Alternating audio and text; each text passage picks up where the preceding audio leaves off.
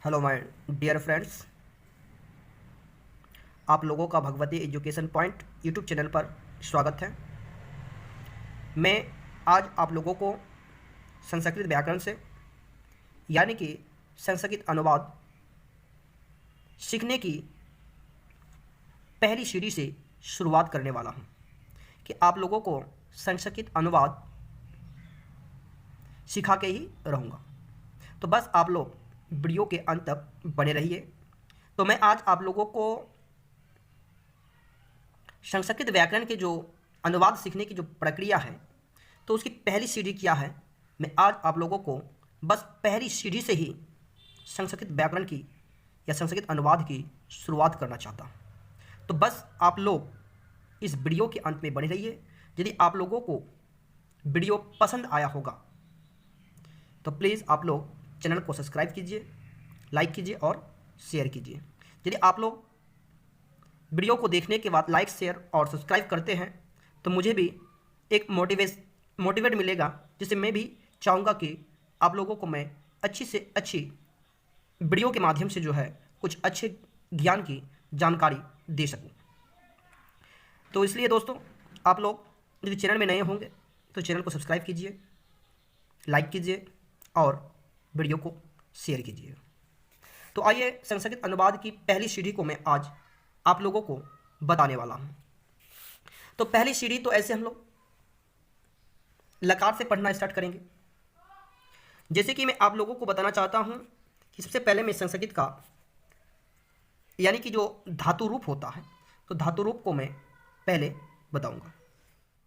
अंग्रेजी में वर्ब कहते हैं, हिंदी में इसको काम कहा जाता है। यानी कि जैसे कि आज मैं आप लोगों को कुछ धातु के बारे में पहले बताऊंगा। धातु के बाद, क्योंकि धातु जब तक यानी कि क्रिया यानी कि काम जब तक हम लोग मालूम नहीं होगा तो अनुवाद हम लोग जो है नहीं बना सकते। तो जैसे कि कुछ धातु के बारे में मैं आप लोगों को बता देना चाहता हूँ। जैसे पहला धातु है पठ। पठ का मतलब होता है पढ़ना। पठ का मतलब पढ़ना। और दूसरा धातु हो गया लिख। लिख का मतलब हो गया लिखना। जैसे मैं बोलता हूं तो बद। बद माने हो गया बोलना। जैसे क्रीड। क्रीड का मतलब हो गया खेलना। जैसे भ्रम। भ्रम का मतलब हो गया घूमना। जैसे चल। चल का मतलब हो गया चलना।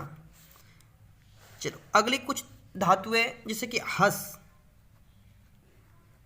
हंस का मतलब होता है हंसना।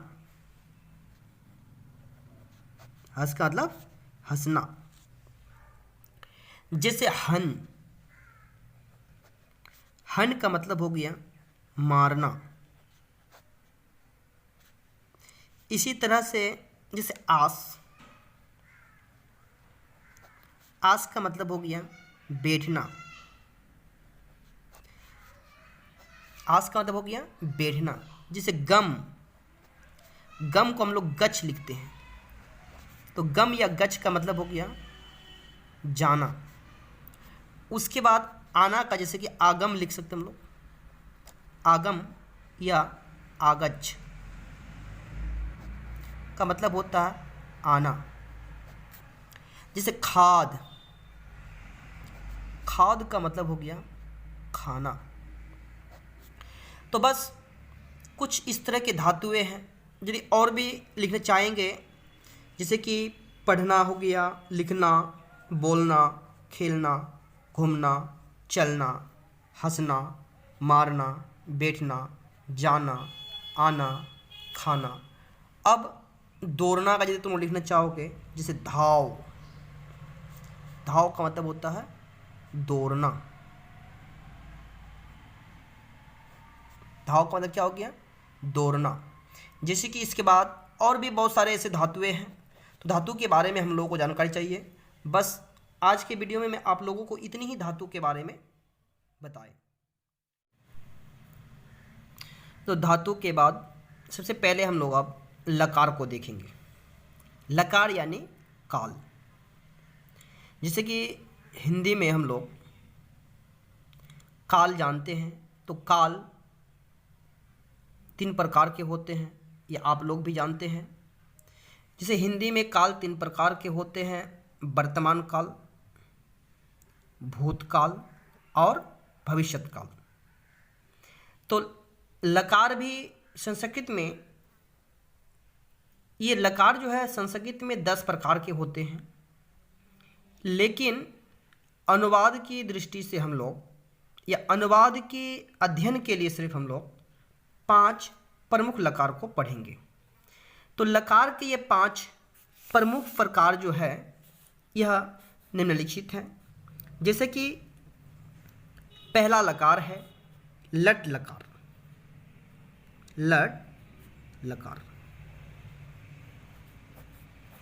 लट लकार जिसको हम लोग कहते हैं वर्तमान काल, हिंदी में इसको कहा जाता है वर्तमान काल। इसके बाद दूसरा लकार आता है लंग लकार। लंग लकार, लंग लकार यानी इसको हिंदी में कहते हैं भूतकाल।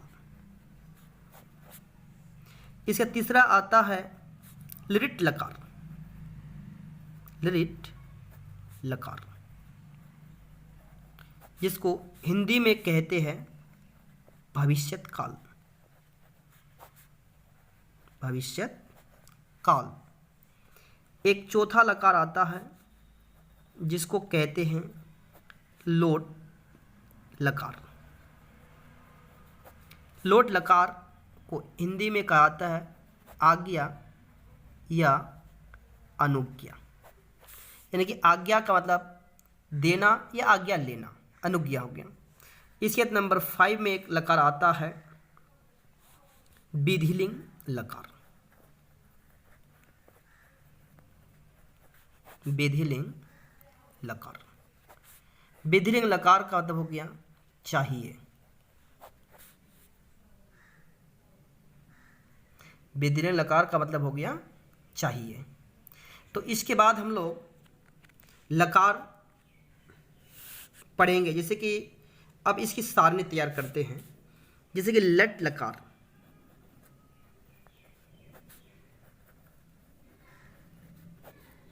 लट लकार वर्तमान काल। लट लकार वर्तमान काल की एक सारणी लिखते हैं। लट लकार यानी वर्तमान काल का एक सारणी। तो यह सारणी हम लोगों को याद रखना है। तो इस सारणी में हम लोग देखते हैं कि पुरुष, जिस तरह से पुरुष यहाँ पे 3 प्रकार के होते हैं। संस्कृत में पुरुष 3 प्रकार के होते हैं, प्रथम पुरुष, मध्यम पुरुष और उत्तम पुरुष। और संस्कृत में वचन भी 3 प्रकार के होते हैं, एक वचन, द्विवचन, बहुवचन। बट हिंदी में वचन 2 प्रकार के होते हैं, एक वचन और बहुवचन। लेकिन संस्कृत के जो लकार है, नहीं, संस्कृत में जो वचन होते हैं वह 3 प्रकार के होते हैं, एक वचन, द्विवचन, बहुवचन। एक के लिए एक वचन, 2 के लिए द्विवचन और 2 से अधिक के लिए बहुवचन। तो इस तरह से इसकी सारणी जो दिया गया है, तो प्रथम पुरुष में होता है ति, त, अंति। मध्यम पुरुष में होता है सि, थ, थ। उत्तम पुरुष में होता है आमी, आवह, आमा। तो हम लोग प्रथम पुरुष एक वचन के लिए ति का प्रयोग करेंगे, प्रथम पुरुष द्विवचन के लिए तः का प्रयोग करेंगे और प्रथम पुरुष बहुवचन के लिए अंति का प्रयोग करेंगे। इसी तरह से मध्यम पुरुष एक वचन के लिए सी का प्रयोग करेंगे, मध्यम पुरुष द्विवचन के लिए था का प्रयोग करेंगे और मध्यम पुरुष बहुवचन के लिए था का प्रयोग करेंगे। उत्तम पुरुष एक वचन के लिए आमी का प्रयोग करेंगे, उत्तम पुरुष द्विवचन के लिए आवह का प्रयोग करेंगे और उत्तम पुरुष बहुवचन के लिए आमह का प्रयोग करेंगे। तो इसके बाद हम लोगों को संस्कृत में ये जानना है कि आखिर प्रथम पुरुष के अंतर्गत कौन कौन आता है, मध्यम पुरुष के अंतर्गत कौन कौन आता है और उत्तम पुरुष के अंतर्गत कौन कौन आता है, तो ये भी हम लोग जान लेते हैं। तो जैसे कि प्रथम पुरुष,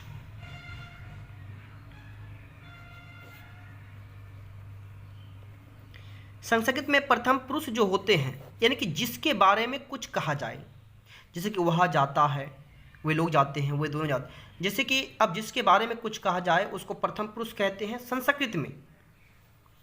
संस्कृत में इसको क्या कहा जाता है, प्रथम पुरुष। जैसे कि हम लोग ले लेते जैसे स माने होता है वह, तो का मतलब हो गया वे दोनों, और ते का मतलब हो गया वे लोग। तो ये हो गया पुल्लिंग के लिए, यानी कि पुल्लिंग के लिए हम लोग इसका प्रयोग करेंगे। सह, वह, स का मतलब वह, तो का मतलब वे दोनों और ते का मतलब वे। इसके बाद में प्रथम पुरुष के स्त्रीलिंग रूप को बताना चाहता हूँ। जैसे स्त्रीलिंग में सा होता है, सा का मतलब होता है वह। उसके बाद ते का मतलब होता है वे दोनों, और ता का मतलब होता है वे लोग। तो ये प्रथम पुरुष के ये स्त्रीलिंग रूप है। ये हो गया स्त्रीलिंग रूप, यानी कि जैसे कि हम लोग बोल सकते हैं पुल्लिंग के लिए वह जाता है तो सह गच्छति, और स्त्रीलिंग के लिए वह जाती है तो सा गच्छति।